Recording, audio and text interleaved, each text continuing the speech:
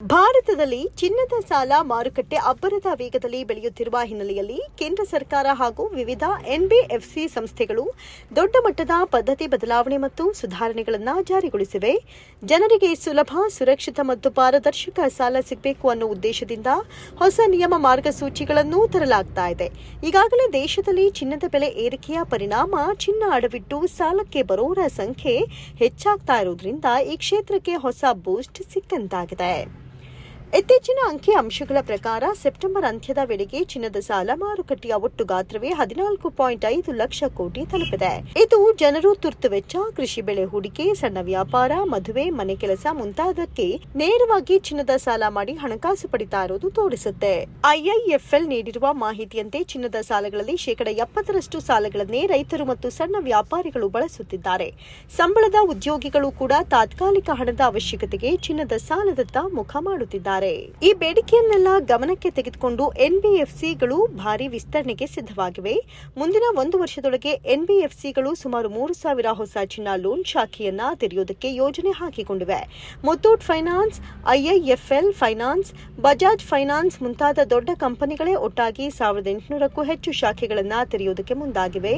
Bajaj finance ಮಾತ್ರ 2027ರೊಳಗೆ 900 ಶಾಖೆಗಳನ್ನು ತೆಗೆಯುವ ಗುರಿಯನ್ನ ಇಟ್ಟುಕೊಂಡಿದ್ದು, ಹೊಸದಾಗಿ ಎಂಟ್ರಿಯಾದ ಎಲ್&ಟಿ ಫೈನಾನ್ಸ್ ಈ ವರ್ಷದಲ್ಲೇ 200 ಶಾಖೆಯನ್ನ ತೆರೆಯುವುದಕ್ಕೆ ತಯಾರಾಗಿದೆ. ಸಾರ್ವಜನಿಕ ಬ್ಯಾಂಕುಗಳು ಇಷ್ಟೊತ್ತಿಗೆ ಚಿನ್ನದ ಸಾಲದಲ್ಲಿ ಮುಂಚೂಣಿಯಲ್ಲಿದ್ದರೂ ಎನ್ಬಿಎಫ್ಸಿಗಳು ಈಗ ಸ್ಪರ್ಧೆಯಲ್ಲಿ ಅವರಿಗೆ ಗಟ್ಟಿಯಾದ ಟಕ್ಕರ್ ಕೊಡ್ತಿವೆ. ಹೊಸ ನಿಯಮಗಳಂತೆ ಯಾವುದೇ ಚಿನ್ನದ ಸಾಲ ಶಾಖೆ ತೆರೆಯುವುದಕ್ಕೆ ಕಡ್ಡಾಯವಾಗಿ ಭದ್ರತಾ ಸುಸಜ್ಜಿತ ವ್ಯವಸ್ಥೆ ಇರಬೇಕು. ಸ್ಟ್ರಾಂಗ್ ರೂಮ್ ಇರೋದು, 24x7 ಸಿಸಿಟಿವಿ, ಸೆನ್ಸಾರ್ಗಳು, ಅಲಾರ್ಮ್ ವ್ಯವಸ್ಥೆ ಇವೆಲ್ಲವೂ ಕೂಡ ಕಡ್ಡಾಯವಾಗಿ ಅಳವಡಿಸಿಕೊಳ್ಳಬೇಕು. ಒಂದು ಶಾಖೆ ಸಿದ್ಧಗೊಳ್ಳೋದು ಮಾತ್ರಕ್ಕೂ 8ರಿಂದ 20 ಲಕ್ಷದವರೆಗೂ ವೆಚ್ಚ ಬರೋದಾದ್ರೂ ವ್ಯವಹಾರ ಲಾಭಕ್ಕೆ ಬರೋಕೆ 1.5ರಿಂದ 2 ವರ್ಷಗಳು ಬೇಕಾಗುತ್ತೆ.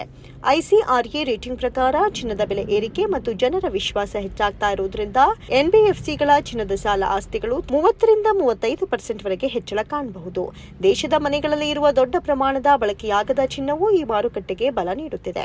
ಒಟ್ಟಾರೆ ನೋಡಿದ್ರೆ ಚಿನ್ನದ ಸಾಲ ಮಾರುಕಟ್ಟೆ ಈಗ ಸಾಮಾನ್ಯ ಜನರಿಗೂ ಸುಲಭವಾಗಿ ಸಿಗುವ ಹಣಕಾಸಿನ ಮೂಲವಾಗಿದ್ದು, ಸರ್ಕಾರ ಮತ್ತು ಎನ್ಬಿಎಫ್ಸಿಗಳು ಸೇರಿ ಇದನ್ನು ಹೆಚ್ಚಿನ ಪಾರದರ್ಶಕತೆ ಮತ್ತು ಸುರಕ್ಷತೆಯೊಂದಿಗೆ ಮತ್ತಷ್ಟು ಬಲಪಡಿಸುತ್ತಿವೆ. ದೇಶದಲ್ಲಿ ಚಿನ್ನದ ಮಾರುಕಟ್ಟೆ ಮುಂದಿನ ವರ್ಷಗಳಲ್ಲಿ ಇನ್ನಷ್ಟು ವೇಗವಾಗಿ ಬೆಳೆಯುವುದಕ್ಕೆ ಈಗಾಗಲೇ ಎಲ್ಲ ವ್ಯವಸ್ಥೆಗಳು ಸಿದ್ಧವಾಗಿವೆ.